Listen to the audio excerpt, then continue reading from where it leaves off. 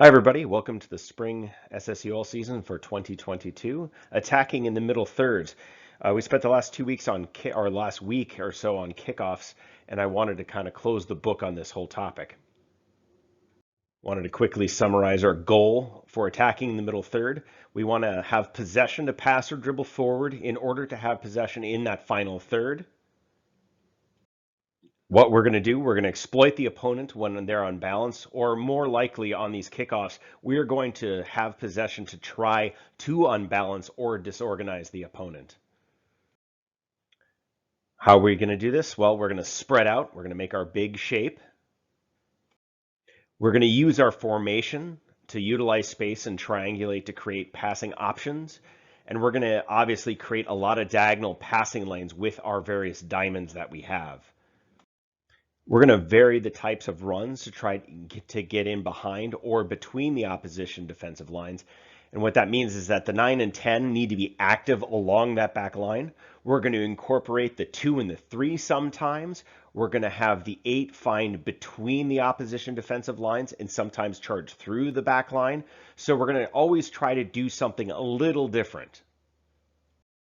So now for the player how, specifically the 9, the 10, and the 8. Well, how we want to play is we want to play the ball backwards to our 6, our 4, our 5, or even the 1. And I, as a coach, don't have a preference of who the ball is played to. What matters is that the decision is good, the formation is good, and we're playing it backwards. Now, the question is, before I change the slide, why? There are two main reasons why we play it backwards. The first of all is to give time. We want to give time for the 9 and 10 to find that back defensive line and the 8 to find the gap between the defensive line and the midfield. And the second thing, remember back to our goal and how we're going to achieve our goal, is what we want to unbalance or disorganize the opponent. If they start pressing us, they're going to have an opportunity to get out of shape, to open up, and for that, then we need to cut through them. At the moment of kickoff, when the 9 and 10 play it backwards, the first thing they have to think about is to find the opposition's back line. Now, they also have to judge where the ball got played back to and how the buildup now is progressing, because that's going to dictate their lateral movement along that back line. And why do we want them to run to the back line? Well, because that's spreading out. That is making that shape big.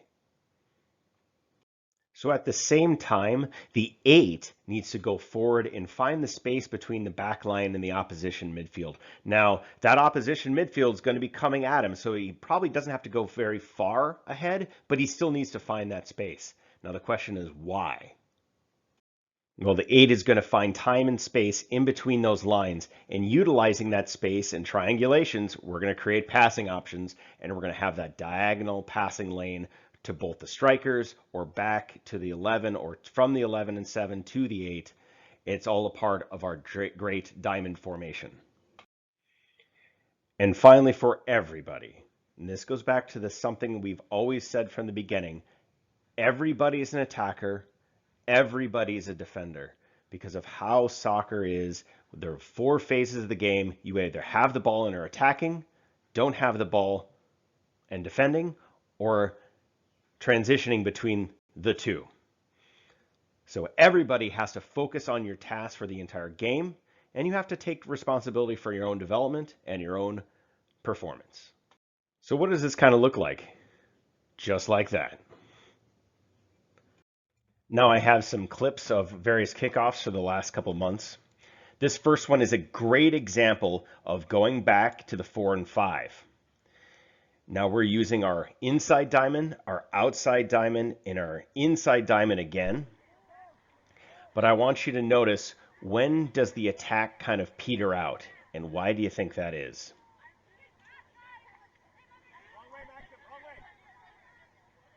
So our 9 drops back to the 10. The 10's not in the right spot already. He's trying to be the 8. Then he realizes, oh yeah, I need to be up ahead. So he goes up. Beautiful diamond shape. Now you're going to use the outside diamond. Beautiful diamond shape again. Split the defender. Back to the inside diamond. And you can see this is where it falls apart. The 9 and the 10 are not along the back line. Look at how much space. He's got 20 yards before that last defender. And the attack falls apart. And we're countered. In this clip, you'll see the diamond, once again, very strong. I'm really impressed how the boys are getting this midfield positioning down. Unfortunately, once again, the strikers are not getting to that back line to try to open up the opponent's team to get that big shape. It's just not central to their mind. And if you are playing 9 and 10, you have to think, I like a big shape, I like a big shape, I like a big shape. Here, the 11 also spends way too much time in the ball. Every pass needs to be faster and stronger.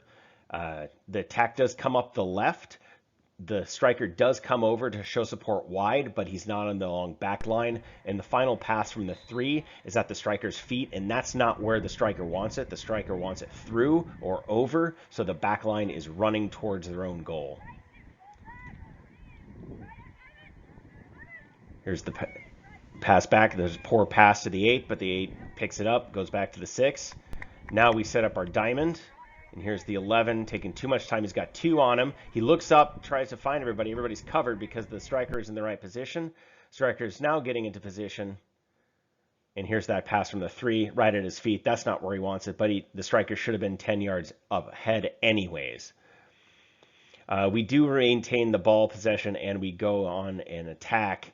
But once again, notice how even when we do lose the ball, we're in excellent position to win it right back. And that's the other secret of these diamonds, is that if we do lose it, which is okay, it's going to happen. We can't score every single time. But when we do lose it, we're in a good shape, a good position to then get compact, stay compact, and try to win that ball back without a lot of running. So in this one, the ball has already gone back to the 6. Unfortunately, the 6 let the ball come to him, and he didn't charge the ball. So it froze the 8 in place. Maxim couldn't go forward because he's maintaining this diamond, which is great, but we're not going forward. The 9 and 10 are not finding the back line. They need to go find that back line as fast as they can. The 6's outlet is the 2 on the outside, which is a great play. And here it is. So he's got it. He kind of takes a couple touches towards that defender. Back to the inside. Now look what Adrian has drawn his defender back into that space where we needed it, rather than trying to draw him forward. Max chose to go wide, and unfortunately, a little heavier pass than needed, and Logan couldn't run onto it. But it's so vital.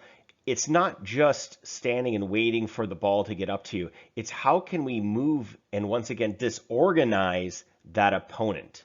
Your off-the-ball movement is vital in disorganizing the opposition. So in this clip, we're going to see another 6-2 outside build-up. And the 9 here does an excellent job. Adrian does a great job of going to finding the back line, recognizing to the outside, and it's a pretty good attack. To the outside to Logan. Adrian, great job position. No, it's now that defender. Adrian's off the body movement froze that defender. He couldn't attack the ball. Adrian uses his support, and even though Max whiffs it, look, we win the ball because we're in a diamond. Look at that. There's our diamond. Our narrow midfield diamond. Okay, so in this one, we're going to see a couple things. The pass goes back to the 8. The 8 collapses the space and the shape going backwards. Okay, our 10 doesn't go find the back line. Now, because the 8 collapses space and doesn't pass immediately, the 6 then has to receive it while under a little pressure. Now Chaz doesn't do a quick 1-2. He receives the ball, takes about 6 stutter steps before passing. The pass is heavy. Max, in the meantime, with the collapsing 8, has to constantly shift backwards, flattening out the shape. And when the ball comes in, he's already under pressure. The reason why he's flattening is because he knows he's got somebody else coming to him, and he's most likely the person to be passed to. So he's now under pressure as well because the shape is collapsed. The pass is heavy, the touch is heavy, and we lose the ball.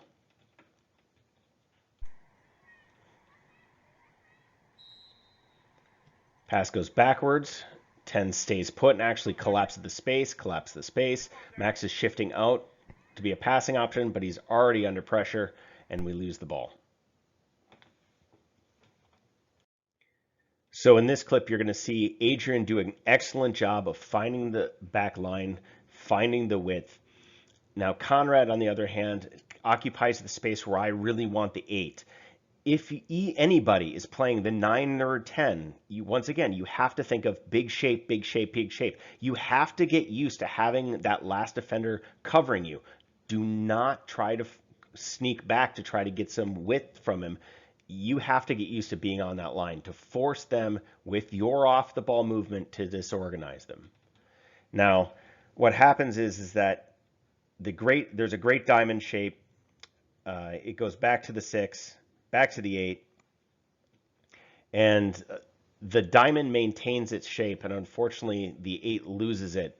Now, does he have passing options? Do we have diagonal passing options? So I'll let you guys look at it. Goes back to the 6. 6, that's a killer pass, by the way. Those are the passes we absolutely love. There's the diamond.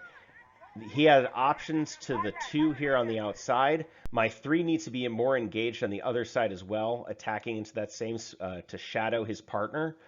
But unfortunately, we lost it there. Good job, Adrian, drawing out that defender. And you can see where Conrad is occupying the space where the 8 should have been.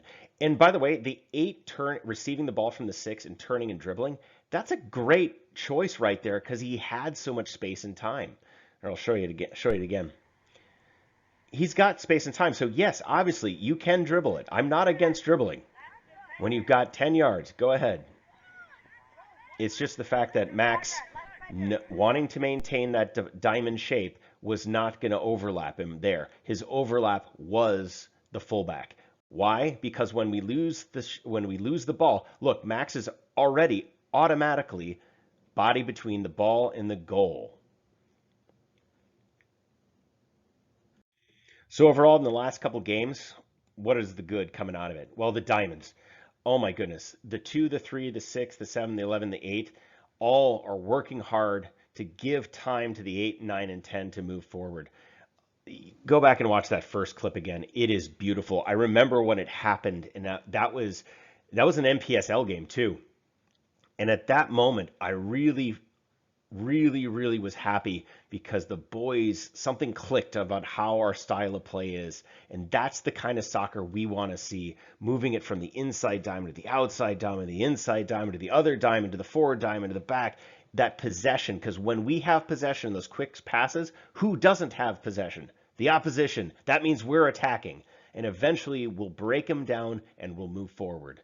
And because we love those diamonds so much, we're automatically in a strong defensive shape even when we do lose that ball. So challenges and growth for the next couple games. So we have to ask ourselves, how would going back to the 4 and 5 give more time to the 8, 9, and 10? Okay. In that first clip, we did a great job of giving them time. Other clips, not so much, but they can still do it faster. So how can we use scanning to get information to find the better option of getting forward?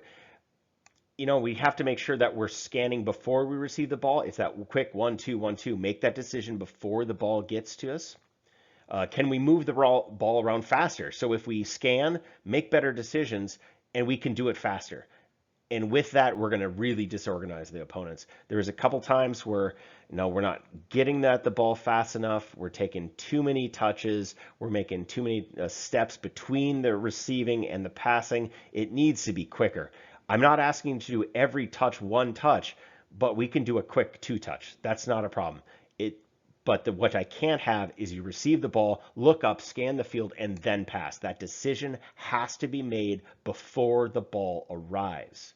And finally, can the 9 and the 10 find the opposition's back line faster? So thank you so much for spending about 15 minutes with us going over attacking in the middle third and the kickoffs.